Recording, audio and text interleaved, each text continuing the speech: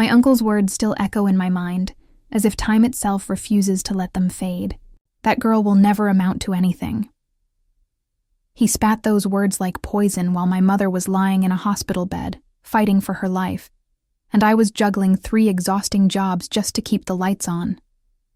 What he didn't realize was that in just 2 short years, I'd build something worth hundreds of thousands of dollars, from nothing but sleepless nights, desperation, and grit.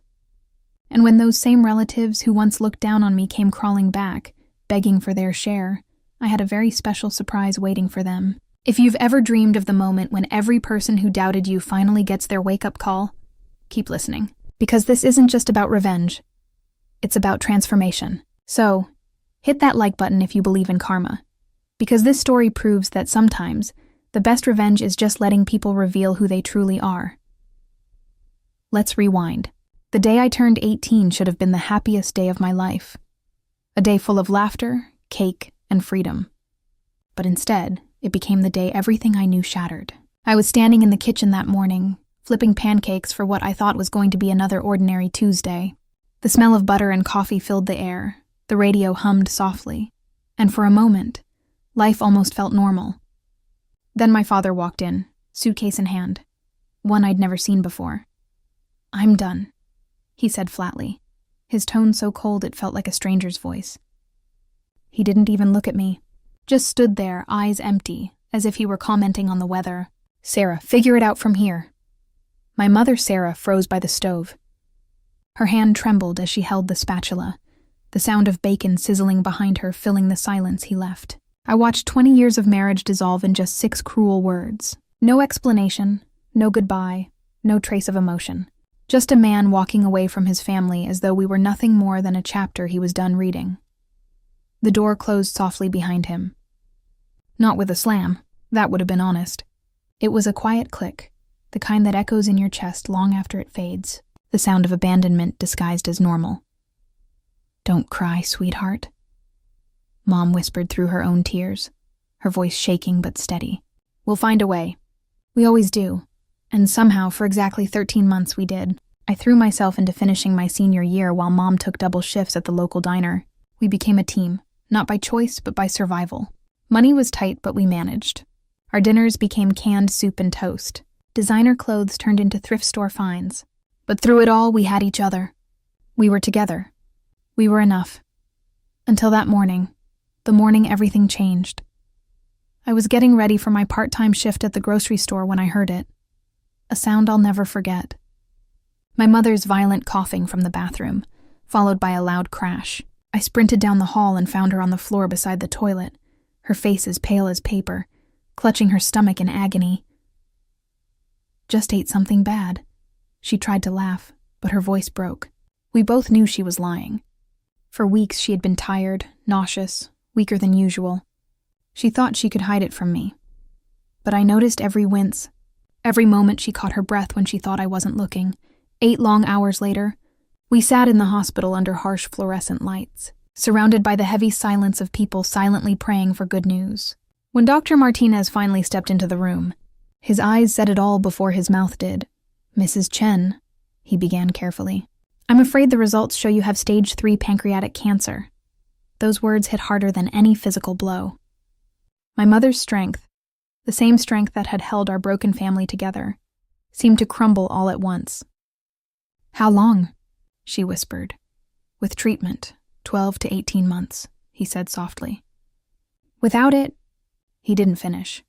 He didn't need to. That night, as Mom slept in her hospital bed, I made a decision that changed my life. College could wait. Dreams could wait. Everything could wait. Except her. The next morning, I walked into the admissions office at State University and withdrew my enrollment. 4 years of work, essays, scholarships, SATs, gone in an instant. The counselor looked at me with pity. "Are you sure, Elena? You're giving up a lot." "I'm sure," I said. And I was, because what's a diploma worth if the person who sacrificed everything for you isn't around to see you earn it? Job hunting became my new full-time goal. The call center hired me for the night shift, 11 p.m. to 7 a.m., dealing with angry customers shouting about dropped calls. During the day, I worked at Martinez Family Market, stocking shelves and running the register. Mrs. Martinez knew about Mom's illness. Everyone in the neighborhood did. And she gave me flexibility. Small kindnesses that meant everything when the world felt cruel. But even with 2 jobs, sometimes working 90 hours a week, the money wasn't enough. Every paycheck vanished into medical bills. Chemotherapy alone cost more than I made in a month. And the experimental treatments, the ones that might buy us more time, were out of reach. The numbers haunted me. $15,000 for 1 scan. $8,000 for 1 medication. $25,000 for 1 surgery. Every night I sat at the kitchen table, calculator in hand, tears blurring the numbers as I tried to make the math add up.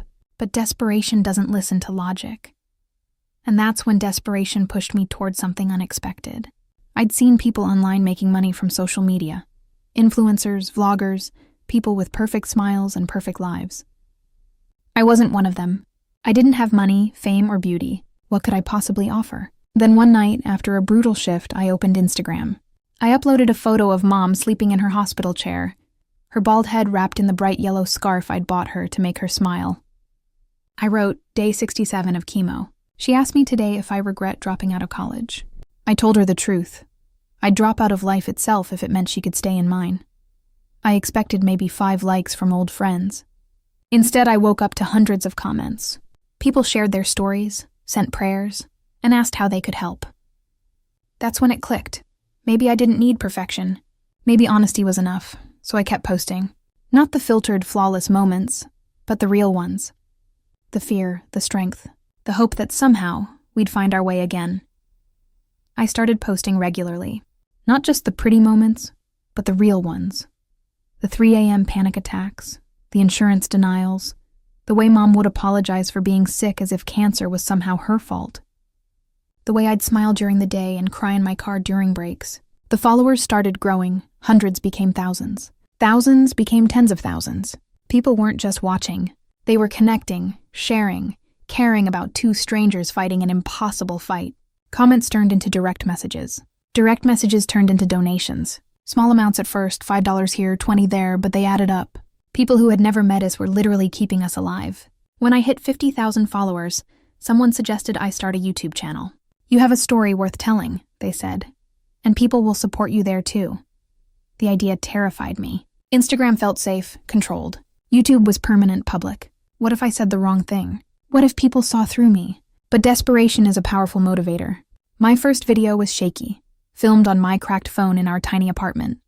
It talked about our journey, about the impossible choice between education and survival, about the kindness of strangers keeping hope alive. I washinist about being scared, about not knowing if what I was doing would work. That video got 10,000 views in the first week. The second got 25,000. By my 10th video, I had 100,000 subscribers, and a steady stream of donations that covered Mom's treatments. For the first time since that horrible day in the doctor's office, I felt like we might actually make it. The community I'd built wasn't just watching our story. They were helping write a better ending. But cancer, as I learned, doesn't care about YouTube subscribers or crowdfunding campaigns, or the prayers of strangers. It doesn't care about fairness or timing, or the fact that some people deserve more time than they get. Mom passed away on a Tuesday morning in March, the same day of the week Dad had walked out 3 years earlier. She went peacefully, holding my hand, telling me how proud she was of the woman I'd become. You saved me, she whispered. Not from this, but from dying thinking I'd failed you. I thought losing her would be the worst pain I'd ever experienced. I was wrong. The worst pain came 3 days later at the funeral. I was standing by her casket, accepting condolences from neighbors and the few family members who'd bothered to show up when I saw him. My father, Daniel, walking through the funeral home doors like he had every right to be there. He looked older, grayer, but still carried himself with that same arrogant confidence that I remembered. He approached me with what I can only describe as a business smile. Eleanor, he said, not even pretending to grieve. I'm sorry for your loss. Your loss? Not our loss, not his wife, but my loss. What are you doing here? I asked, though I already suspected I knew. We need to talk, he said, about practical matters, about what happens next. What happened next was the most audacious display of greed I could have imagined. He waited until after the service, until the last mourners had left, and then cornered me in the funeral home parking lot. "I know about your little internet thing," he said, "about the money you raised. That money was raised for family medical bills, which makes it family money. I think it's time we discussed how to divide things fairly." I stared at him, processing what he just said. Divide things. The house is in both our names from before the divorce was finalized. The fundraising money was for family expenses. I may not have been around, but I'm still legally entitled to my share. The parking lot was empty except for us, which was probably for the best because what I wanted to do to him in that moment would have landed me in jail. "Where were you?"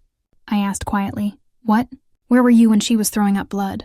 Where were you during the 4 a.m. emergency room visits? Where were you when we were choosing between rent and medication?"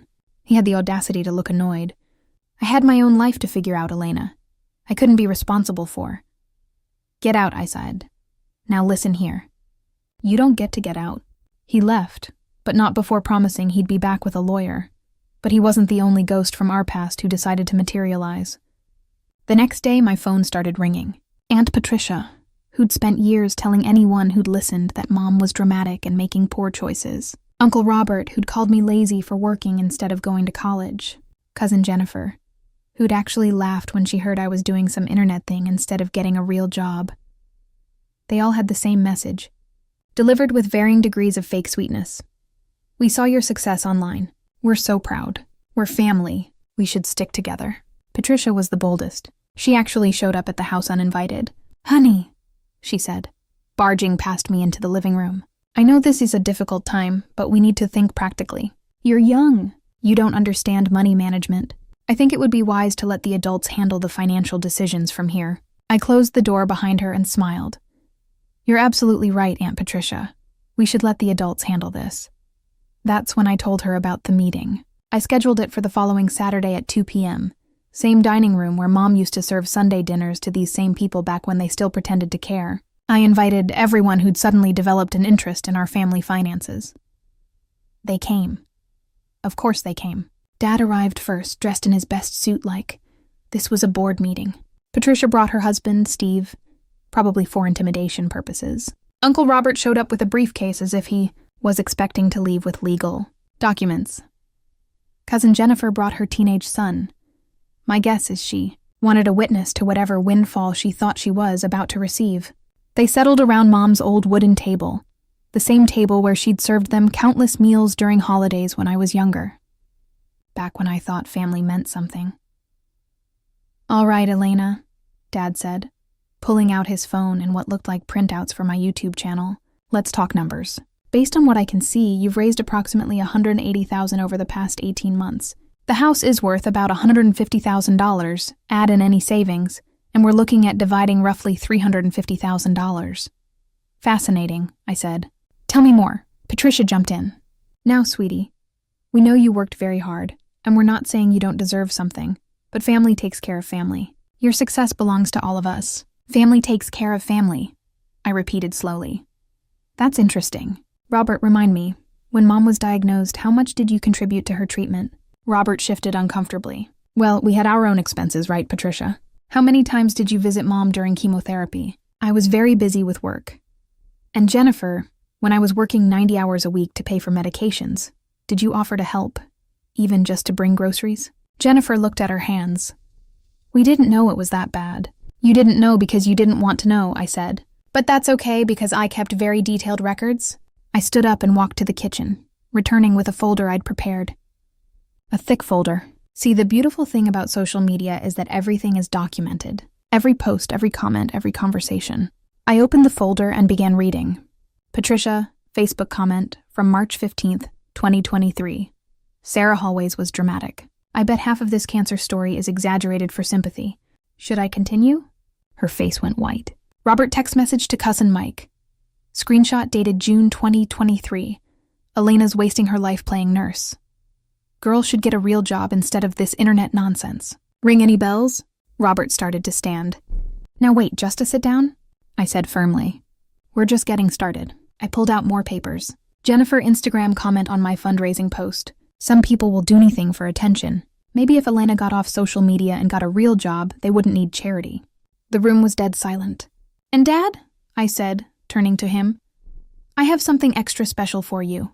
I pulled out my phone and played an audio recording. His voice filled the room. Trust me, man. I dodged a bullet getting out when I did. Let Sarah deal with her own problems. Elena's probably not even my kid anyway. Look at her. You think I'm going to waste my money on that situation? They'll figure it out or they won't.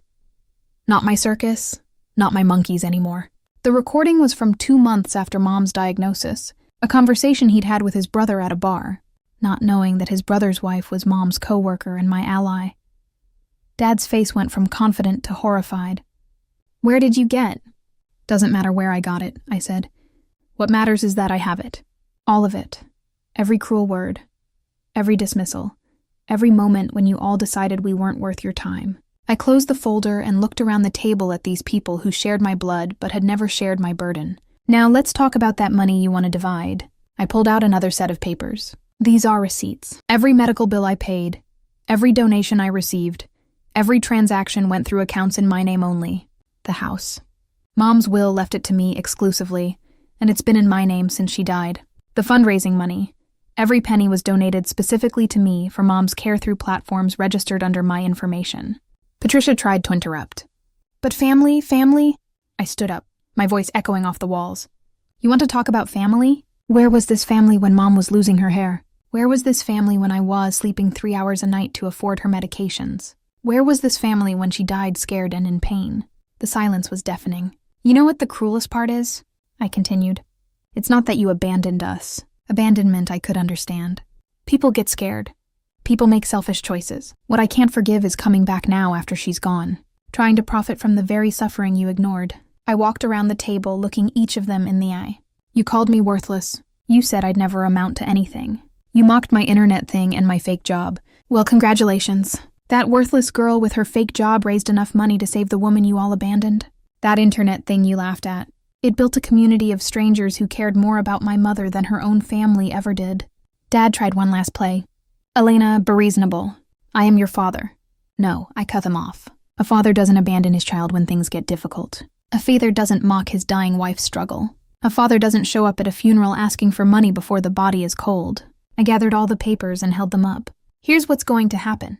You're all going to leave. You're going to leave and never contact me again. You will never mention my mother's name or mine. You will never claim any connection to our story or our success because if you do, I tapped the folder. I have enough documentation here to show the world exactly what kind of people you really are. And unlike you, I actually know how to use social media effectively. Patricia's husband finally spoke up. You can't just I can and I am, I said. You had your chance to be family when it mattered. You chose not to be. That door is closed forever. One by one, they left. Patricia made one last attempt at manipulation. Tears in her eyes. Your mother wouldn't want this, Elena. She'd want us to come together. I smiled sadly. My mother spent her last months wondering why her family abandoned her. She died thinking she'd somehow failed all of you.